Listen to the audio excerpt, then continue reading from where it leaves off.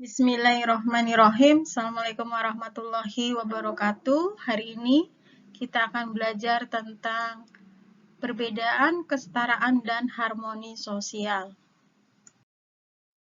Pada materi ini yang akan kita bahas adalah yang pertama A. Perbedaan sosial, yang kedua B. adalah harmoni sosial. A. Perbedaan sosial yang akan kita bahas adalah yang pertama kali tentang struktur sosial. Apa sih pengertian dari struktur sosial?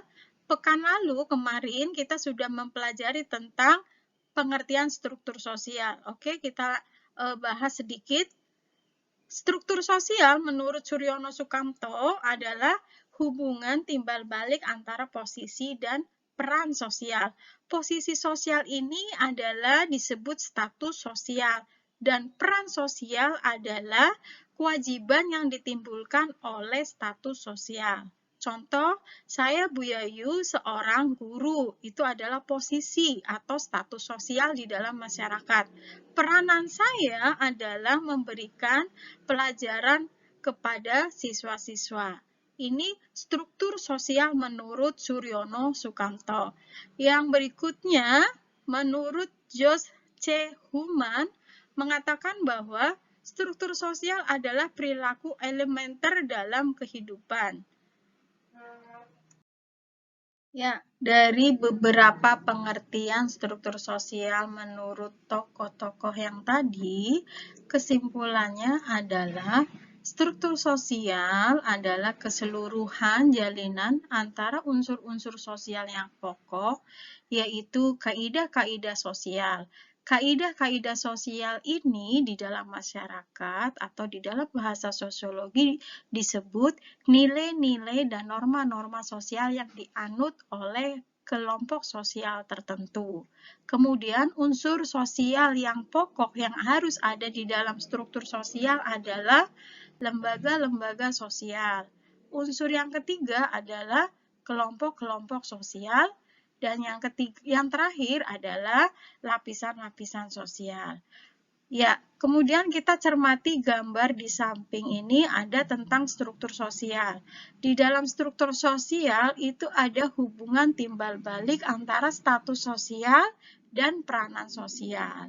Status dan peranan sosial itu dijalankan oleh kelompok sosial, kemudian di situ ada institusi yang mengatur adanya status sosial dan peranan sosial.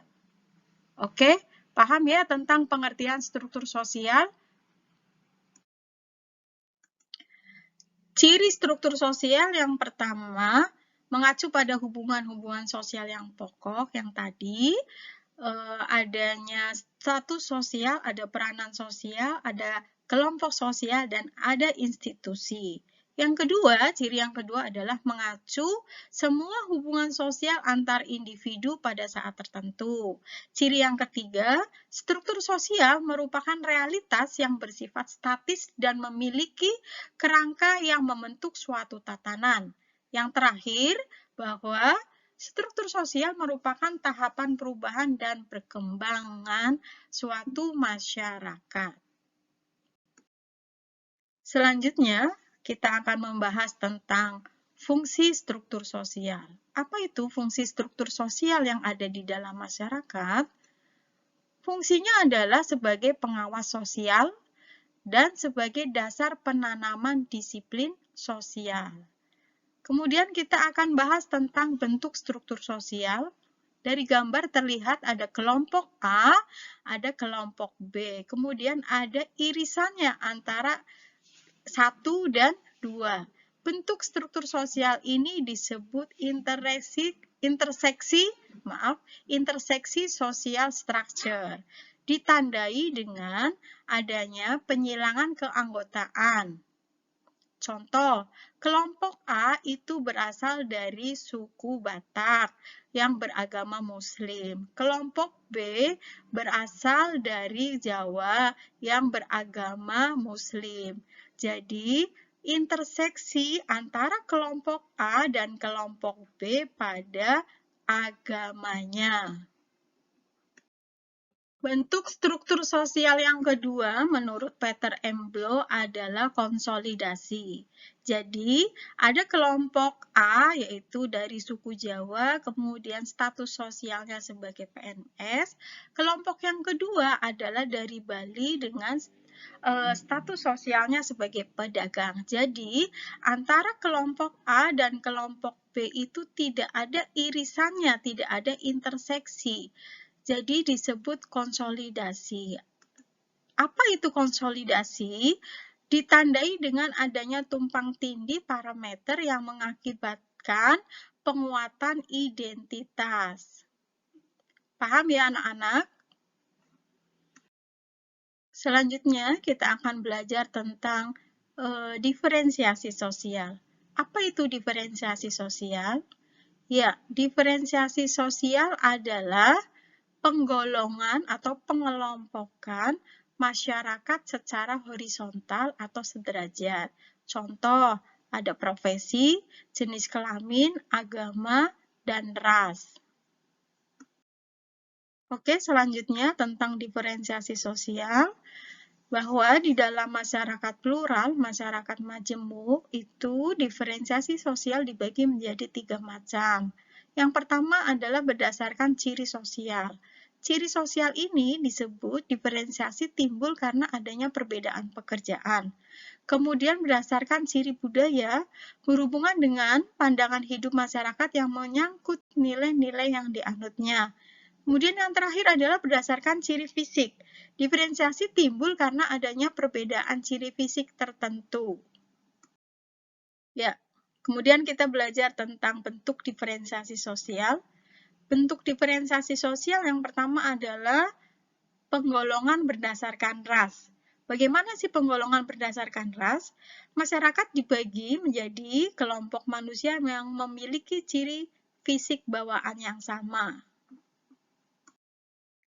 Macam-macam ras yang ada di dalam masyarakat. Yang pertama adalah ras Kaukasoid.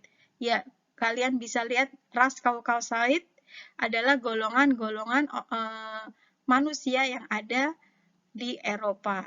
Bagaimana ciri-ciri ras Kaukasoid? Ras Kaukasoid banyak ditemukan di wilayah Eropa.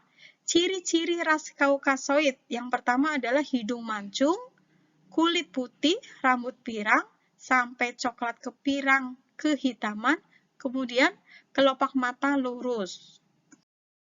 Ras selanjutnya adalah ras Mongoloid. Ya, lihat gambarnya, ras Mongoloid. Ras Mongoloid ditemukan di wilayah Asia. Ciri-ciri ras Mongoloid itu ada kulit kuning sampai sama matang, rambut lurus, bulu badan sedikit, kemudian mata sipit. Kemudian ras ini juga lebih kecil dan pendek daripada Kaukasoid. Ras Mongoloid adalah bangsa Indonesia. Ras yang ketiga adalah ras Negroid. Perhatikan gambar ras Negroid. Bagaimana ciri-ciri ras Negroid? Ras Negroid itu banyak ditemukan di kawasan Afrika. Ciri-cirinya yang pertama, rambut keriting, kulit hitam, bibir tebal, dan kelopak mata lurus. Bentuk diferensiasi sosial yang kedua adalah suku bangsa. Suku bangsa merupakan hasil dari sistem kekerabatan yang lebih luas, biasanya diikat oleh ikatan darah dan nenek moyang yang sama. Persamaan suku-suku bangsa. Yang pertama adalah memiliki bentuk-bentuk perserikatan. Yang kedua, hak kepemilikan tanah. Kemudian azas persamaan dalam hukum adat. Yang terakhir adalah dasar kehidupan sosial atas kekerabatan. Kemudian yang ketiga, bentuk diferensiasi sosial adalah gender. Gender atau jenis kelamin menekankan pada kesetaraan gender di mana laki-laki dan perempuan memiliki kedudukan dan kesempatan yang sama. Bentuk diferensiasi sosial yang selanjutnya adalah tentang diferensiasi klan. Klan adalah kesatuan genealogis atau keturunan, religio-magis, kepercayaan, dan tradisi. Jadi, klan itu ada 3. Kesatuan genealogis, keturunan, yang kedua religio-magis atau kepercayaan, dan yang ketiga adalah tradisi atau kesatuan adat. Di Indonesia ada 3 klan. Yang pertama adalah patrilineal. Patrilineal adalah garis keturunan yang ditarik dari ayah. Kemudian matrilineal adalah garis keturunan yang ditarik dari ibu. Kemudian ada satu lagi yaitu bilineal, garis keturunan yang ditarik dari ayah dan dari ibu. Contoh garis keturunan yang ditarik dari matrilineal adalah masyarakat Minangkabau. Kemudian garis keturunan yang ditarik dari patrilineal adalah masyarakat Batak. Bentuk diferensiasi sosial selanjutnya adalah tentang profesi. Profesi merupakan pengelompokan di dalam masyarakat berdasarkan jenis pekerjaan atau profesi. Bentuk diferensiasi sosial selanjutnya adalah berdasarkan agama. Agama ini di Indonesia ada beberapa yang diakui. Yang pertama adalah Islam, yang kedua adalah Kristen dan Katolik, ada Hindu, ada Buddha, dan ada Konghucu. Diferensiasi agama menekankan pada kesetaraan dan keharmonisan hubungan antar agama. Misalnya umat Islam dan umat Hindu bisa hidup berdampingan di daerah Ponggok Blitar. Ya, selanjutnya kita akan bahas tentang stratifikasi sosial. Tadi sudah dibahas tentang diferensiasi sosial.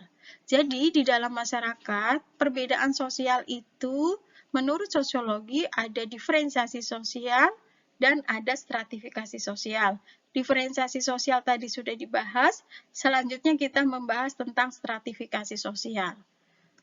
Perhatikan peta konsep stratifikasi sosial. Yang pertama yang akan kita lihat adalah pengertian stratifikasi sosial. Apa sih stratifikasi sosial? Ya, stratifikasi sosial itu adalah pengelompokan masyarakat secara vertikal atau bertingkat atau berjenjang. Kalau diferensiasi sosial adalah pengelompokan masyarakat secara horizontal, tidak berjenjang. Kemudian, faktor penyebab terjadinya stratifikasi sosial yang pertama adalah perbedaan ras dan budaya, pembagian tugas yang terspesialisasi, dan kelangkaan. Kemudian, kita melihat adanya dasar stratifikasi sosial. Dasar stratifikasi sosial terbentuk yang pertama itu berdasarkan kekayaan atau kepemilikan kekayaan, kemudian kekuasaan, kemudian ada keturunan, kemudian ada status dan peranan. Nah, itu adalah dasar pembentukan stratifikasi sosial di dalam masyarakat. Kemudian bagaimana sifat stratifikasi sosial? Sifat stratifikasi sosial ini ada yang terbuka, ada yang tertutup, dan ada yang campuran. Terakhir dari peta konsep ini bahwa fungsi stratifikasi sosial ini ada yang pertama distribusi hak istimewa, yang kedua kriteria sistem pertentangan dan persaingan, yang ketiga penentu lambang atau kedudukan, kemudian alat solidaritas, penentu tingkat mudahnya bertukar kedudukan.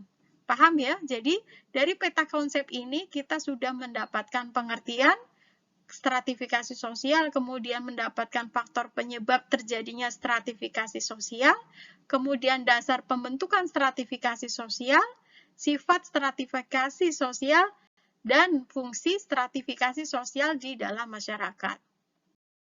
Ya, kita akan bahas tentang sifat dari stratifikasi sosial. Yang pertama adalah sifat stratifikasi sosial yang terbuka.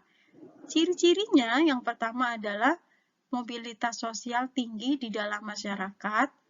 Artinya dari kelas bawah menuju kelas menengah menuju kelas atas itu terjadi pergerakan di dalam masyarakat.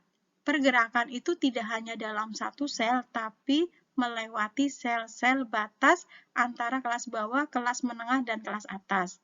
Kemudian, ciri yang kedua adalah di dalam stratifikasi sosial terbuka, status diperoleh dari usaha atau achieve status. Kemudian, sistem perkawinannya adalah eksogami. Contoh dari sifat stratifikasi sosial adalah pada masyarakat perkotaan atau modern. Ciri stratifikasi sosial yang kedua adalah tertutup. Bagaimana ciri stratifikasi sosial yang tertutup? Mobilitas sosialnya rendah. Bagaimana mobilitas sosial rendah? Karena pergerakan hanya ada di dalam satu sel. Dia tidak bisa melewati sel-sel yang di atasnya atau dari atas ke bawah itu tidak bisa terjadi pergerakan. Kemudian yang kedua, status diperoleh melalui keturunan. Yang ketiga, sistem perkawinannya adalah endogami. Contohnya adalah masyarakat Bali dengan sistem kasta atau negara India yang menggunakan sistem kasta. Sifat stratifikasi yang terakhir adalah sifat stratifikasi sosial yang campuran. Cirinya adalah kombinasi stratifikasi terbuka dan tertutup. Dilihat dari gambar bahwa ada tertutup dan ada terbuka. Jika ingin berpindah status, harus bergabung dengan kelompok stratifikasi sosial yang terbuka. Alhamdulillah, materi sudah selesai. Semoga bermanfaat dari penjelasan saya.